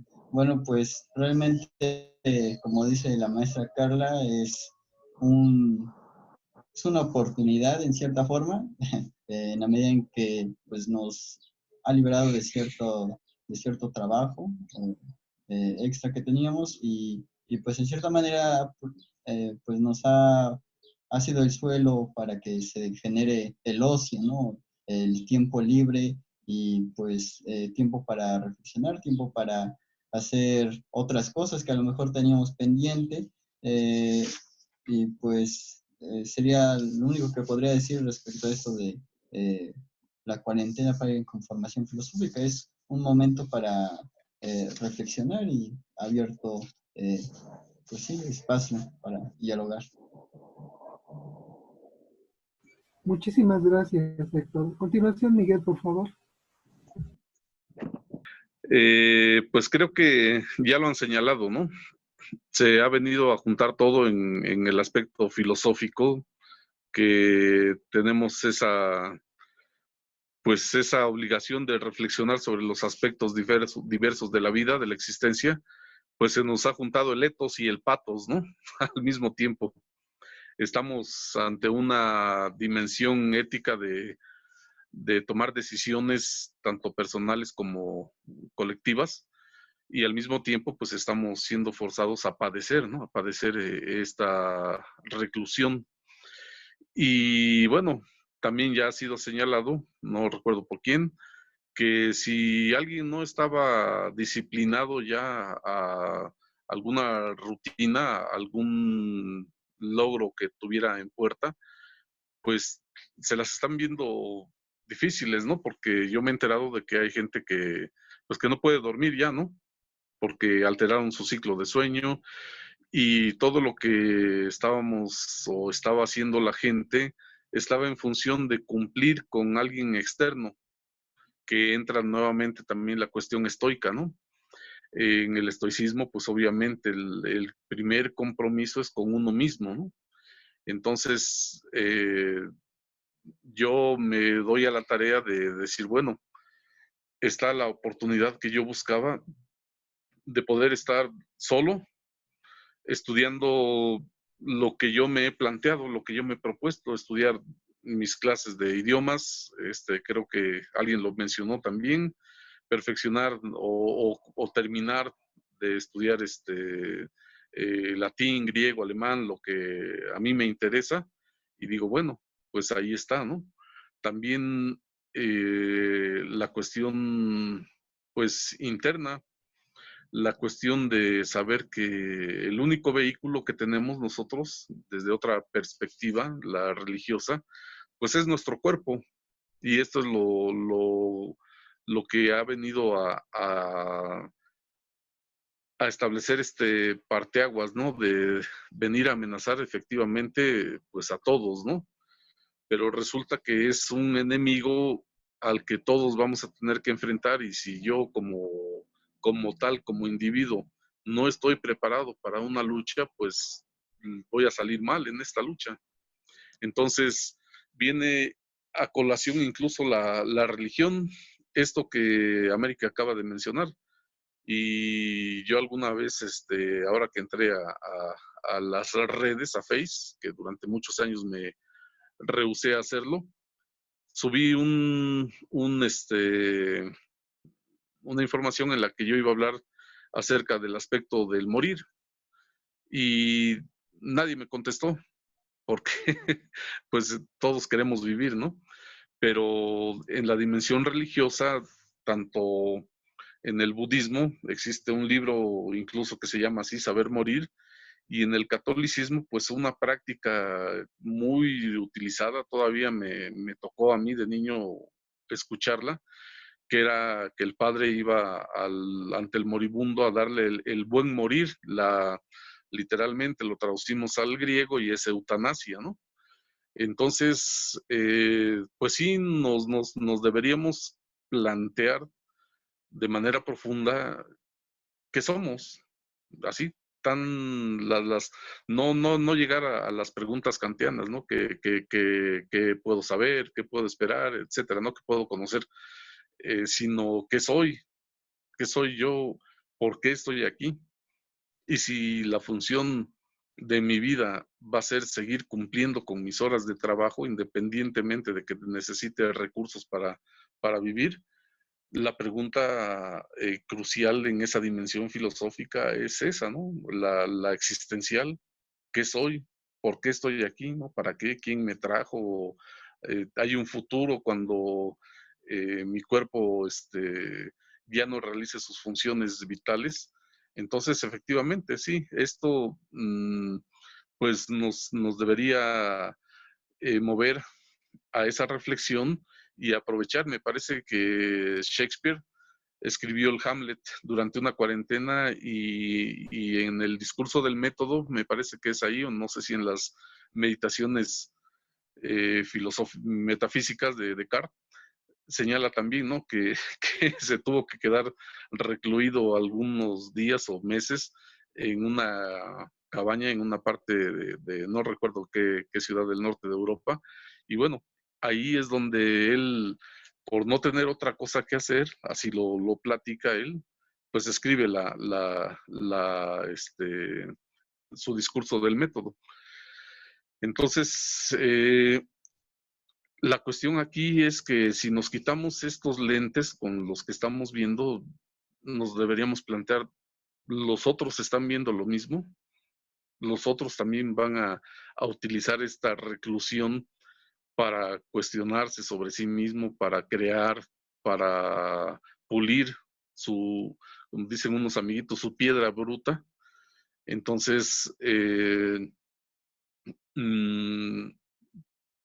efectivamente, deberíamos redoblar esfuerzos para que esta perspectiva de claridad que nosotros podemos establecer sea generalizada pues al resto de la población. Gracias. Muchísimas gracias, Miguel. La última cuestión la llamé ellos y nosotros. Es legendario el sentido elitista de identidad de la filosofía y de los filósofos en general. Están ellos y los mortales, los bicéfalos, los que están dentro de la caverna y no lo saben. Actualmente con la pandemia hay una serie de normas como la sana distancia, usar cubrebocas, resguardar a los más vulnerables, etcétera, que una gran mayoría no acata. Seguramente hemos pensado en su racionalidad, su particular ética, incluso podemos ser parte de ellos. Dentro de estas consideraciones, ¿cómo pensamos a ellos y a nosotros? Empezamos, Carlos, por favor. Sí, Abraham, muchas gracias. Quisiera unir esta pregunta que tú nos planteas acerca de estas nuevas relaciones entre ellos y nosotros, y quisiera relacionarlo con lo que ya ha mencionado Miguel, porque creo que llega a plantear cuestiones muy interesantes, particularmente porque, como ya habíamos hablado, esta pandemia nos obliga a pensar en nuevas categorías sobre todo, ¿no? Sobre todo lo que vivimos como seres humanos. Y creo que una de estas nuevas categorías que también ya señalaba la maestra Carla, tiene que ver con la relación con nosotros mismos. En cuanto a cómo estamos viviendo esta cuarentena, a partir de qué actividades nos relacionamos con nosotros mismos y algo, bueno, ya más profundo que señalaba Miguel, cómo nos pensamos ahora y cómo nos pensamos en un futuro, incluso un futuro tan incierto como el momento de la muerte.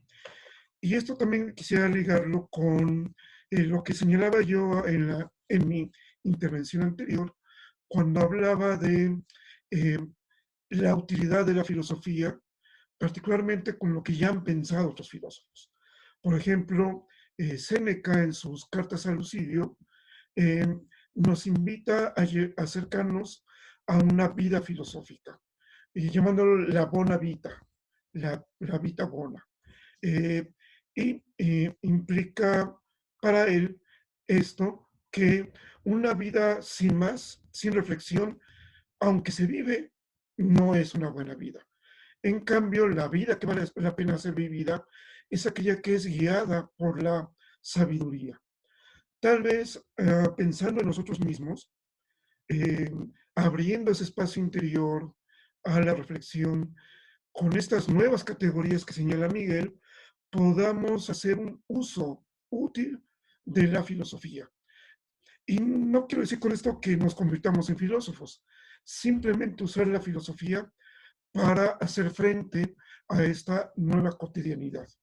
Creo que sería la labor de la filosofía y de la cultura en general, ¿no? La cultura del ocio que implica llevar una buena vida, una vita beata, que es lo que señala Séneca. Gracias, Abraham. Muchísimas gracias, Carlos. A continuación, maestra Carla, por favor. Bueno, cuando esta cuestión de ellos y nosotros, la quiero hacer referencia a la cuestión de la guía médica, que fue muy discutible por varios actores, eh, entre ellos, bueno, la propuesta de las autoridades de salud para dejarse guiar por un criterio de, pues, se dice que de una guía que pues ocupa en todas partes, ¿no?, del mundo. En esta cuestión, lo que se les criticó fue que le dieran prioridad precisamente a personas más jóvenes por encima de personas pues ya de edad avanzada, porque tenían más posibilidades de salir adelante. Esto fue y se prestó a que, bueno, la misma Universidad Autónoma de México y varios actores de ahí, de esta unidad, dijeran que a lo mejor solamente estaban dejándose guiar por un criterio utilitario. Sin embargo, a mí pues no me queda muy claro. Hace rato hablamos precisamente de creer o no creer lo que está pasando, y pienso que aquí en esta parte lo que sucede es que a veces no consideramos o no creemos que las autoridades médicas estén tomando buenas decisiones que puedan hacer de precisamente la vulnerabilidad de los pacientes pues un momento para dañarlos, ¿no? Yo creo que los médicos son ellos donde nosotros también a lo mejor no estamos comprendiendo la tarea que tienen.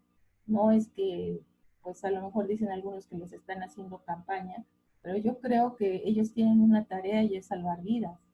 A lo mejor la cuestión de nuestra perspectiva como estudiosos de la ética o de la bioética, pues es una, pero la vida, bueno, las decisiones que ellos toman son decisiones de otra naturaleza, que nosotros tampoco tenemos esa experiencia como para saber cómo es que toman esas decisiones.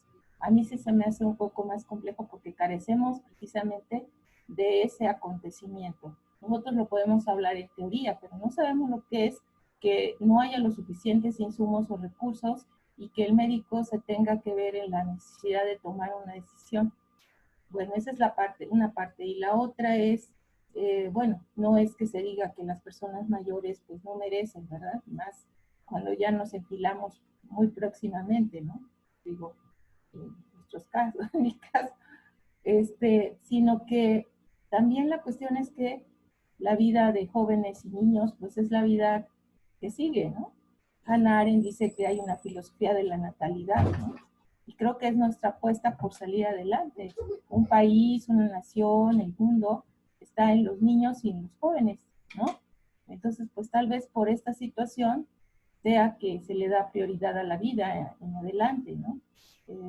No sé, creo que en esta parte ellos son los médicos a los que tal vez pues nosotros no tenemos todos los elementos para poder juzgar esas decisiones que ellos toman. Nosotros abonamos tal vez en esos criterios que se pudieran tomar, pero definitivamente carecemos de estar frente a ese dilema ya en un tiempo de práctica real. Esa es mi opinión. Muchísimas gracias, Carla. América, por favor. Sí, yo retomando el punto que acaba de mencionar la maestra Carla, en efectivamente que pues carecemos de muchos elementos, por así llamarlo, de quiénes somos nosotros, ¿no? Para determinar si es verdad o no lo que, en este caso de la pandemia y este virus y todo lo que está pasando. Lo cierto es que también ya lo mencionaba desde creo que la segunda pregunta, Héctor, de el creer o no. Yo lo veo más como una cuestión de valores. Digo, a veces no hay que ser doctor o especialista en algo para respetar al otro, o quizás sí, ahí a lo mejor cabría otra pregunta. El hecho de si crees o no que este virus y esta pandemia y esta crisis nos esté pasando, eso no te impide a que tú no respetes también la vida del otro. Es decir, yo lo veo como un problema muy grave porque es personal. Si yo no me quiero, si yo no cuido, no veo por mí, ¿cómo espero cuidar al otro? Ya sea desde mi familia o el que está en la calle. Y esto habla por las medidas que por supuesto el gobierno ha implementado, ¿no? Que ya las sabemos, cubrebocas, sana distancia, gel, etcétera, resguardarte en tu casa. Y que mucha gente o incluso en nuestra misma familia habrá una persona o varias que no lo creen y por lo tanto no toman las medidas que el gobierno, que los especialistas, doctores han implementado, pues dicen, no, ¿por qué lo voy a hacer si eso no existe? No existe a lo mejor para ti, pero estás rodeado de personas que están vulnerables según los estudios y lo que ya han comentado. Entonces, aquí yo creo que viene más una cuestión de valores, de qué tanto respetas tu vida y por supuesto la del otro. Yo así lo entiendo. Y también no es tanto que, por ejemplo, sea el grupo más vulnerable los de la tercera edad. Digo, desde el momento en que todos respiramos, todos somos vulnerables a cualquier tipo de problema, en este caso específico, pues el COVID. Y eso me atrevo a decirlo así porque hace unos, que ya creo que va a ser un mes, sacó en una nota, un colega mío falleció por eso. Entonces, yo me enteré tristemente por la nota que sacaron efectivamente y que andaba circulando en Facebook, en donde pues él no estaba en cuarentena y no estaba en cuarentena, no sé si porque no creía o no sé, sino porque pues tenía que trabajar. Entonces en su trabajo, pues obviamente lo primero es el dinero. Entonces no implementaron ninguna medida de seguridad, ninguna resguardo, ni cuarentena, ni nada, y él seguía yendo normal. Entonces un día se le dio fiebre y dijo, ay, pues es una fiebre normal, no me la curo, se me va a pasar. Se tomó algo y no se le pasó, no pudo dormir. Entonces, dice la mamá que se levantó en la madrugada y ya no podía respirar, entonces le dio angustia y es como fueron al hospital, por cierto, el de la Margarita, que está un hospital en muy precarias condiciones porque trabajan ahí familiares. Y fue, entonces le hicieron la prueba de COVID y pues resultó negativa. Entonces, pues despreocupado porque no tenía el virus, se fue a su casa. Resulta que los días posteriores, no recuerdo exactamente el número de días, fallece. Y la mamá levantó una denuncia y lo sacó en los medios de que en el acta de defunción sacaron que el chico había muerto por COVID. Entonces el argumento de la madre era, ¿por qué dicen que mi hijo muere de COVID cuando le realizaron la prueba y salió negativa? Ah, pero sí presentaba los síntomas y a los pocos días murió. Entonces, a lo que voy con este ejemplo es que todos estamos expuestos, tanto jóvenes como adultos. Y lo que yo puedo dejar acerca de esto es hacer conciencia con todo lo que la poca o mucha experiencia que llevemos de vida. En mi caso, pues efectivamente es la primera vez que me toca ver algo así, al igual que Héctor. Y a muchos de ustedes yo creo que les ha tocado experiencias también fuertes y complicadas, pero yo creo que es eso, ¿no? Hacer conciencia de que el mundo ha pasado por muchas crisis y cómo desde nuestra trinchera, cómo actuamos ante ello, cómo valoramos nuestra vida. Eso sería lo que puedo aportar. Muchísimas gracias, América. Miguel, por favor. Sí. Precisamente yo he señalado ya que esta categoría de creer y no o no creer, pues puede operar. La cuestión puede llegar a ser un absurdo, ¿no? La evidencia demuestra que el virus está ahí, la pandemia está ahí. Y esto de decir yo no creo es una forma de decir también me vale, ¿no?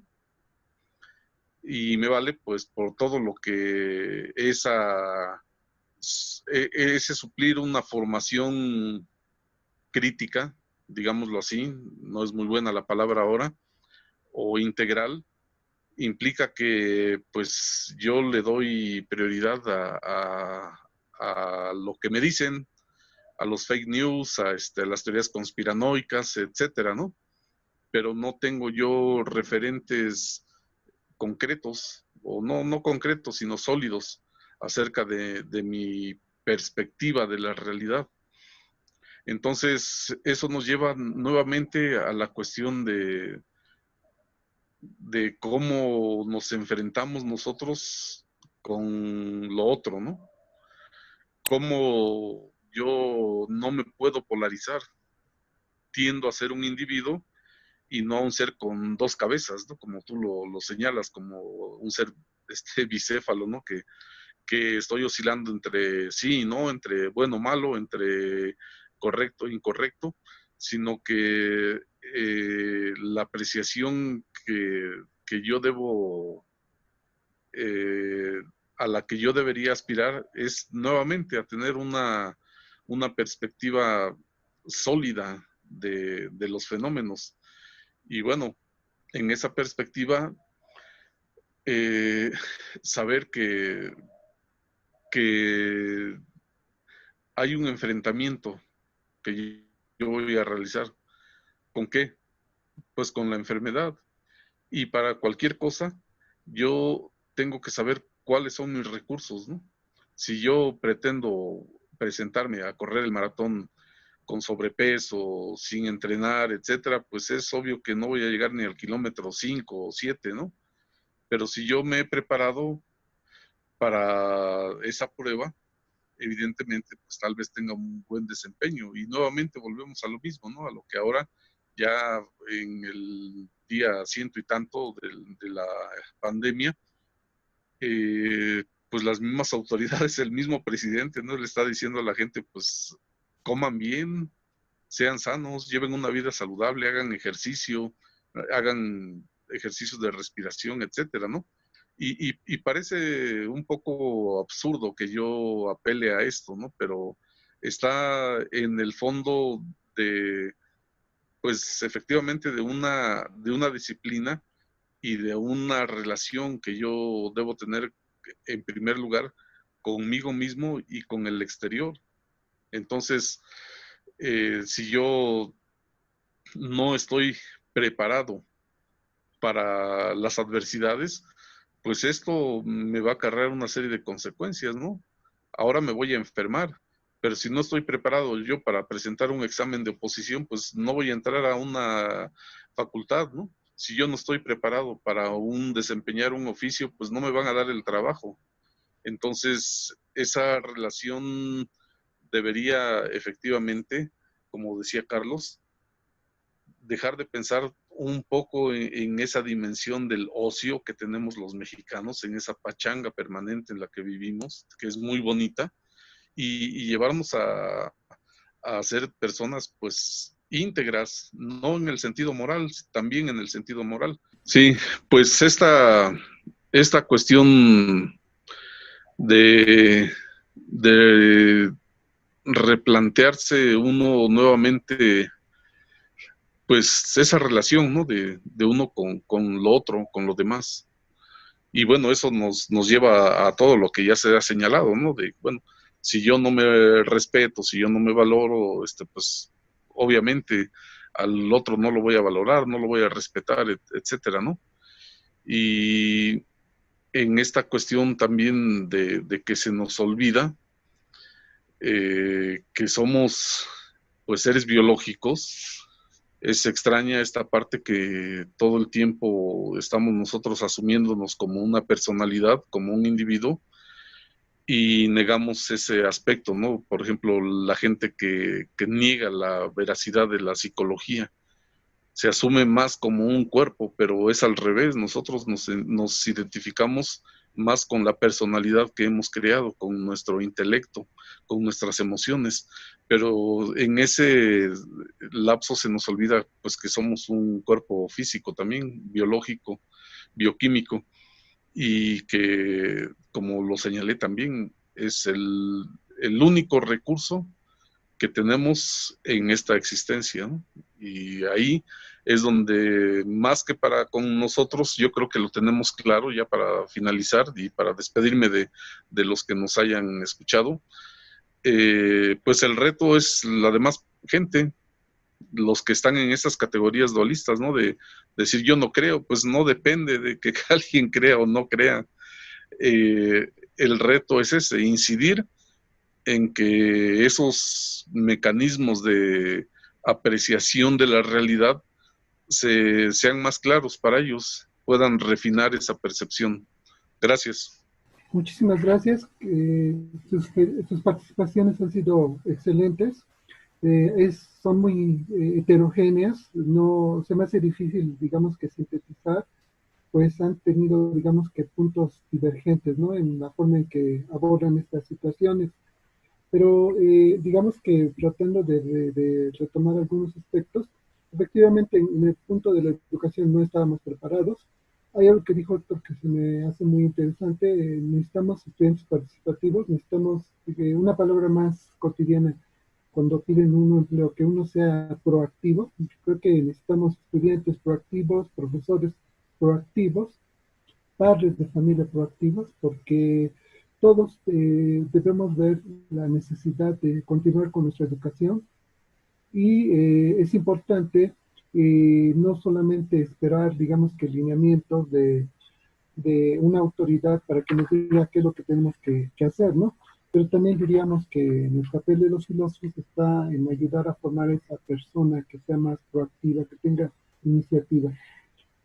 Por las cuestiones epistémicas, bueno, se habló que efectivamente actualmente el saber está fragmentado, hay especialistas que tienen, digamos, que mayores elementos para definir cierto tipo de cosas. Y a los filósofos nos toca, digamos, que apoyar esa cuestión de argumentos sólidos, evidencias, tener claros criterios para diferenciar lo real de lo aparente, etcétera. Por la cuestión de la vida cotidiana y el sentido de vida, efectivamente es un radical trastocamiento. Héctor decía de una forma muy interesante, lo que no ha hecho ninguna revolución es que detuvo el mundo, ¿sí? Y efectivamente estamos en una situación en que el mundo está semi-paralizado, otros continúan o tratan de llevar su vida adelante, y los filósofos tenemos un tiempo de ocio para repensar muchísimas cosas, para ponernos a escribir, para expresar nuestra voz y dar, digamos que darle una expresión a esto que nos está ocurriendo a todos, ¿no? Y que yo creo que no va a ser muy distinta a la de muchísimas personas. Finalmente, en el caso del último punto, en la que se llamaba ellos y nosotros, se parece, ¿no? Digamos, a muchísimas cuestiones que habíamos tratado anteriormente. Me gustó mucho lo que decía América. Es una cuestión de ética, es una cuestión de pensar éticamente que, aunque yo no crea, estoy, digamos que en el deber de cuidar por los otros. ¿Y cómo cuido por los otros? Pues simple y sencillamente son medidas muy fáciles, muy sencillas de acostumbrarse a ellas. Yo no le veo gran problema. Si tienes que ir a trabajar, pues vas y tienes que cuidarte con cubrebocas, lavarte, llevar gel, etcétera, etcétera. Y yo creo que un aspecto que quizá hemos descuidado en el caso de los filósofos es educar a las personas en el uso de la racionalidad para todos los aspectos, hasta para la vida cotidiana. Es difícil, ¿no? Resumir todo lo que dijeron, es sumamente interesante, sumamente, me abre muchas perspectivas a mí y ojalá tengamos tiempo para repensar algunas cosas. Ojalá también tengamos tiempo de abrir otros debates, porque creo que ha sido muy interesante y por supuesto que invitar a otras personas.